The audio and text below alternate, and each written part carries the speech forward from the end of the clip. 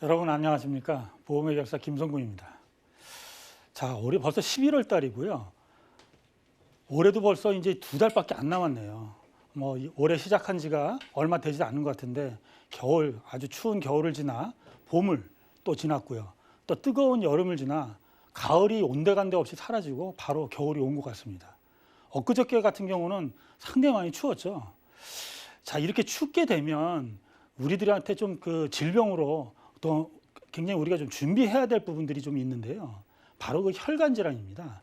이 날씨가 추워지면 이 혈관들에 대한 문제 때문에 큰 사고들이 많이 발생을 하고요. 이거를 대비함으로써 우리의 생을 조금 더 윤택하게 생활할 수가 있겠죠. 자, 그러면 혈관 질환을 제가 설명하기 전에 우리나라에 그 제일 중요한 그 3대 질병이 있지 않겠습니까? 그 3대 질병 현황에 대해서 잠깐만 설명을 해드리도록 하겠습니다. 여기 보시게 되면요. 우리나라의 3대 질병은 뭘까요? 암, 뇌, 심이죠. 여기 한번 보시면은요. 이 사망 같은 경우는 암이 압도적으로 많습니다. 압도적으로 많아가지고 27% 거의 30% 되고요. 뇌하고 심장 같은 경우는 각각 10% 내외가 되겠죠. 그래서 사망은 암이 압도적으로 많기 때문에 사망에 대해서는 암이 되겠지만 우리가 조금 다 눈을 다시 한번 옆으로 보면은요. 의료비 지출 내역을 한번 보면은요. 좀 생각이 좀 달라질 수도 있어요. 암은 우리가 웬만한 암보험은 다 갖고 계시는데 실질적으로 돈은요. 보시면은요. 암 같은 경우는 한 2,790만 원, 약 한 2,800만 원 정도가 평균적으로 들어가고요. 그다음에 심혈관 질환은 무려 4,800만 원 정도가 들어가고 뇌혈관 질환은 무려 5천만 원이 넘습니다. 그래서 5천만 원 전후에 그 이대 질환, 그 혈관 질환에 대한 암과 뇌의 그 치료비가 들어가게 되고 암 같은 경우는 한 2,700만 원, 상대적으로 치료비는 좀 작게 들어가는 어떤 그런 현상을 좀 볼 수가 있고요. 그럼 발병하는 그 시기도 한번 이렇게 보시면은요, 암이나 급성식이나 뇌출혈이나 거의 한 50대 초반에서 중반대에 비슷하게 걸리는 걸 좀 알 수가 있는데 특히 심장종 같은 경우가 조금 더 높은 것을 우리가 보면 알 수가 있습니다. 자, 이렇게 본다라고 하면 우리가 지금 현재 암보험만 갖고 계신 분들, 나는 암보험 있으니까 나는 괜찮아 이러는 것보다는 우리가 100세 시대 아니겠습니까? 100세 시대는 실질적으로 우리가 치료를 해갖고 병원을 많이 다니고 이런 것을 치료를 계속 통해서 생명이 연장되는 경우가 많기 때문에 이 이대 질환에 대한 어떠한 준비는 만약에 준비하신다면 반드시 필요하다고 볼 수가 있겠죠. 자, 그러면 우리가 왜 겨울철에 되느냐? 이건 통계적으로 나와 있습니다. 보시게 되면은요, 이 허혈성 심장 질환 같은 경우는요, 여기 보시면 추운 1월 달, 그 다음에 여기 보시면 11월 이때 아주 그냥 상당히 많이 그 발병률이 높은 걸 볼 수가 있고요. 마찬가지로 여기 그 뇌혈관 질환도 마찬가지입니다. 1월과 2월, 그 다음에 12월, 11월 이런 식으로 상당히 많은 겨울철에 집중적으로 그 발생을 한다는 것을 좀 알 수가 있기 때문에 지금도 늦지 않으셨기 때문에 제 오늘 강의를 들으시고 빨리 준비하시는 게 좋을 것 같아요. 그러면 주요 질병은 어떤 게 있을까요? 자, 우리가 혈관질의 주요 질병을 보면은요, 여기 보면 이렇게 죽상경화라고 제가 이렇게 표현했는데 여러분들 죽상경화라는 말은 아마 보통 잘 못 들어보셨을 거예요. 근데 동맥경화는 많이 들어보셨죠? 바로 그렇습니다. 동맥경화하고 죽상경화는 제가 설명을 해드리면 이 죽상경화는 혈관이 콜레스테롤이 많이 들어가 있기 때문에 끈적끈적해집니다. 그래서 피가 죽처럼 돼 있다 해서 죽상경화고요. 그러면 끈적끈적하게 되면 어떻게 될까요? 피가 제대로 통하지 못하기 때문에 피가 제대로 적당량의 공급을 못하게 되면 피 안에 산소라든가 이런 것들이 다 포함이 돼 있는데 적당한 영양을 공급을 못하면 바로 문제가 생길 수가 있겠죠. 그러면 이 죽상경화가 쭉 진행을 하다 보면 이렇게 딱딱해집니다. 이렇게 딱딱해져 가지고 동맥이 굳었다. 그래서 동맥경화입니다. 그러면 동맥경화가 생기면 어떻게 되겠죠? 피가 통하지 않죠. 그러면 상당히 문제가 발생할 수가 있다는 얘기입니다.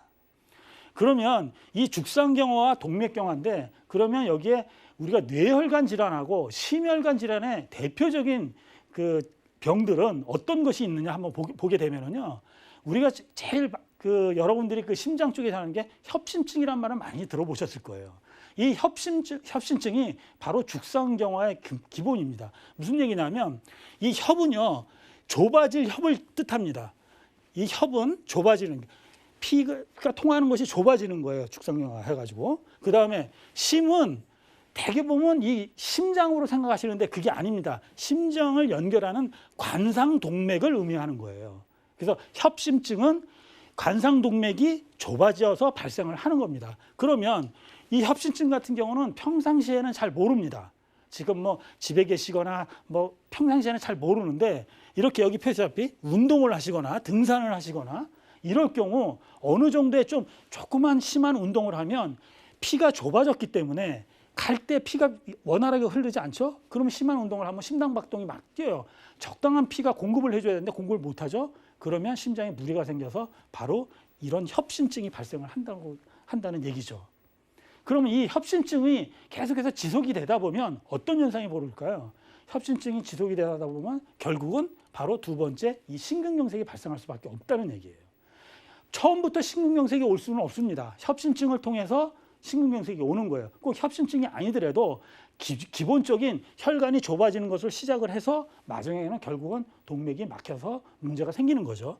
이런 동맥경화가 일어난다라고 하면 여러분들은 동맥경화가 일어난 상태에서 생존율이 그렇게 높지가 않아요. 그렇기 때문에 동맥경화가 가기 전에 심근경색이 가기 전에 여러분들은 미리 협심증 단계에서 이걸 준비를 하신다라고 하면 훨씬 더 좋을 것 같고요. 그럼 뇌 쪽은 어떨까 한번 볼까요? 뇌 쪽 같은 경우는요, 우리가 흔히 얘기하는 바로 이 뇌경색이 있고요. 그 다음에 뇌출혈이 있습니다. 그럼 뇌경색은 어떻게 되느냐? 여기 보시면 뇌혈관이 막혀서 뇌가 혈액과 산소를 공급을 못하는 거예요. 뇌혈관이 제대로 못 가는 거죠. 좁아진다거나 막히거나 이렇게 되는 거거든요. 그렇게 되면은 뭐 흔히 그 TV라는 데 이렇게 보면 갑자기 뒷목을 잡고 이러는 거 있죠. 이게 바로 뇌혈관 할 수 있는데 이게 바로 뇌졸중이라고 생각하시면 됩니다. 자, 두 번째는 뇌출혈인데요. 뇌출혈 같은 경우는 여러분들이 한번 생각을 해봐야 되는데 뇌경색이 일어난 다음에는 뇌출혈이 올 수가 있습니다. 결국 막히면 터져버리는 거죠. 터지게 되면 어떻게 될까요? 상당히 사망과 어떤 생명의 지장이 굉장히 많을 염려도 있고요. 터진 상태에서 이 출혈이 뇌에 고이게 된다면 여러 가지 합병증이 발생할 염려가 있습니다. 자, 그러면 여러분도 한번 보실까요? 지금 뇌질환, 심장질환, 그럼 이런 것들을 그럼 어떻게 해야 될까요? 그래서 여러분들한테 오늘 제가 이것을 준비할 수 있는 그 보험을 하나 갖고 나왔는데요. 일단 담보 현황을 한번 볼까요? 일단은 뇌 질환에 대한 한 거는 한 3가지 담보로 봤고요. 그 다음에 심장 질환은 한 3가지로 제가 추천을 해드리고, 그 다음에 이거를 준비를 할 때 암 쪽도 여기 이렇게 한 4가지 담보를 제가 이렇게 준비를 했습니다. 그럼 여러분들 한번 보시게 되면은요, 일단 뇌 쪽을 한번 보시면은요, 뇌혈관 진단비는 방송을 통해서 많이 설명을 해드렸기 때문에 잘 아실 거예요. 뇌의 혈관에 대한 전체적인 진단비를 그러니까 걸렸을 때 다 받을 수 있는 100% 받을 수 있는 뇌혈관 진단비 1,000만 원 준비하시고요. 그 다음에 뇌혈관 수술비, 뇌 질환에 받게 되면 수술이 70에서 80%는 수술이 동반을 합니다. 그렇기 때문에 수술비를 준비를 하시는데 여기에서 여러분들이 좀 생각해야 될 부분들이 뭐냐면요. 뇌혈관 진단비는 굉장히 보험료가 굉장히 비싸거든요. 근데 여러분들은 뇌혈관 질환 이 수술비에 좀 포커스를 좀 맞추실 필요가 있습니다. 왜 그러냐면 보험은 어차피 유지고요. 유지는 가성비가 좋아야 되거든요. 그러면 뇌혈관 진단비를 만약에 뇌혈관에 대가지고 진단을 한번 받으셨다. 그러면 뇌혈관 진단을 한번 받으시면 이 진단비는 1,000만 원 받고 끝납니다. 그런데 수술을 받게 되시면은요, 우리가 뇌 수술을 꽈리 수술을 한다거나 이렇게 될 경우에는 한 번이 아니라 몇 차례에 걸쳐서 하실 수가 있거든요. 그러면 이런 수술비를 갖고 계신다라고 하면 이 1,000만 원을 반복적으로 받을 수 있다는 얘기예요. 그래서 혹시 보험료가 부담이 되거나 이러면 뇌혈관 진단비를 조금 적게, 그 다음에 뇌혈관 질환 수술비를 조금 더 많이, 보험료를 2개 비교하면은 수술비가 한 5분의 1가량 아니면 10분의 1가량으로 적습니다. 그렇기 때문에 여러분들은 이 수술비에 좀 포커스를 맞추시고요. 여기 지금 새로운 담보가 하나 있거든요. 뇌전증 진단비예요. 우리가 흔히 뇌혈관 진단비를 갖고 있으면 뇌에 관한 거는 다 받을 수 있다라고 생각하는 오해를 굉장히 많이 하시는데 그렇지가 않습니다. 뇌혈관 진단비는 말 그대로 혈관에 대한 뇌에 문제가 생겼을 때 다 받을 수 있는 거고요. 실질적으로 뇌에 문제가 생겼을 때, 예를 들어서 뭐 뇌에 신경이 문제가 생긴다거나 근육에 문제가 생긴 거나 이럴 경우에는 받을 수 있는 담보가 하나도 없어요. 지금 뇌전증 같은 경우는 상당히 많이 발생을 하는 경향이 있습니다.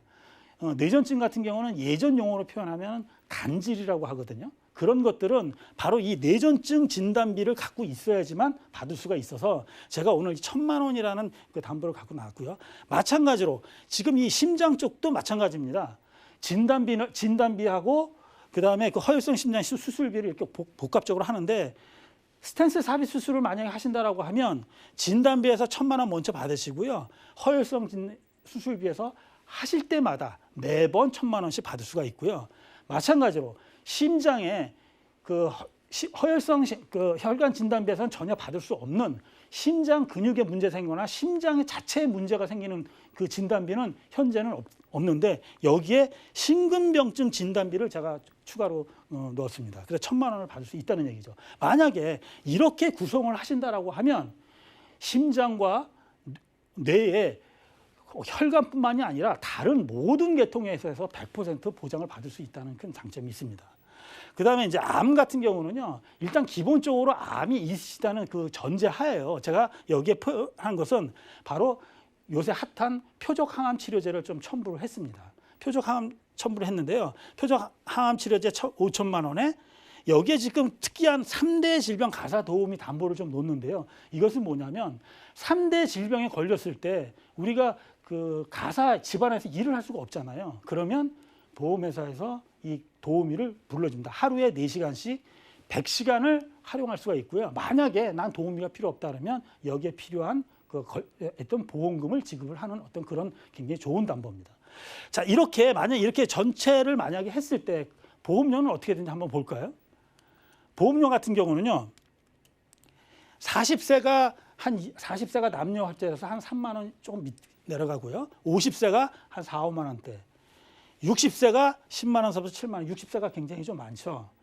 자, 여러분들 지금 이 방송을 보고 계시는 여러분들이 있다라고 하면 여러 보험사가 있습니다. 여러 보험사에서도 제가 오늘 소개시켜준 거 말고라도 다 다양하게 있으니까 잘 생각을 하시고요. 혹시 궁금한 점 있으면 저희의 방송으로 연락을 하시면 성심성의껏 상담해 드리도록 하겠습니다. 제가 준비한 내용은 여기까지입니다.